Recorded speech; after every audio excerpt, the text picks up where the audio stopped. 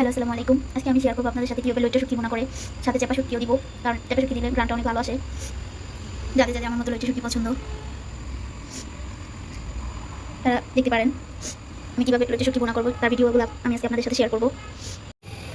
এগুলো আমি গরম পানি দিয়ে ভালোভাবে ধুয়ে নিয়েছি, তারপর একটু পানিতে ভিজিয়ে রাখলাম। কারণ হচ্ছে এটা যাতে গরম পানিতে ধোয়ার কারণ হচ্ছে গন্ধটা থাকবে না, আর গরম পানি দিয়ে ধুইলে ময়লা সব চলে যায়। এটা করতে গেলে অনেক পেঁয়াজ লাগে। এখন আমি যেটা করব সেটা হচ্ছে ব্লেন্ডার করব। ব্লেন্ডার করার জন্য মরিচ নিয়েছি, কিছু পেঁয়াজ কুচি দিয়ে দিব।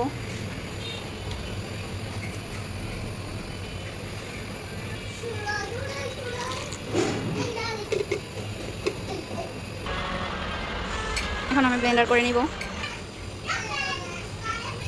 কড়াইতে তেল দিয়ে দিলাম।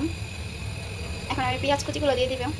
এটাতে তেলও বেশি লাগে, কারণ ভুনা করতেছি আমি শুধু পেঁয়াজ দিয়ে শুটকি, তাই তেলটার পরিমাণটা একটু বেশি লাগবে, নাহলে খেতে ভালো লাগবে না।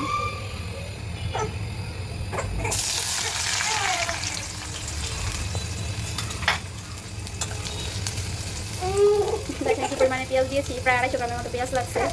বাকি মশলাগুলো আমি এখন এটাতে অ্যাড করব। অ্যাড করে একবারে দিয়ে দিব সব কিছু।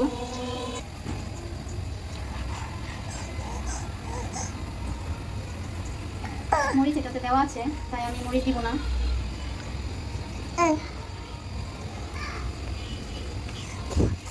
যত মশলা আছে আমি সব মশলা অ্যাড করে দিয়েছি। আদা, রসুন, পেঁয়াজ এগুলো দিতে পারেন আপনারা চাইলে, কারণ এগুলো দিলে গ্রানটা ভালো আসে। আমার পেঁয়াজটা প্রায় হয়ে আসছে, এখন আমি পেঁয়াজের মধ্যে শুটকিগুলো ঢেলে দিব। দিয়ে দিচ্ছি শুটকিগুলো পেঁয়াজের সাথে। পেঁয়াজ তেলের সাথে শুটকিগুলো দিলে এটা গলে যায় না, শুধু চাপা শুটকিটা গলে যাবে, আর ওটা আস্তে আস্তে থাকবে লইট্টা শুটকিটা। শুটকিগুলো দেওয়ার পর আমি কিছুক্ষণ তেলে ভাজার পর এখন মশলাগুলো ছেড়ে দিব। সব মশলা দিয়ে দিচ্ছি। এখন আমি এটার সাথে পানি অ্যাড করে দিব। পানি অ্যাড করে দিছি, এখন পানিটা শুকানো পর্যন্ত অপেক্ষা করব। ততক্ষণ সবাই পাশে থাকবেন।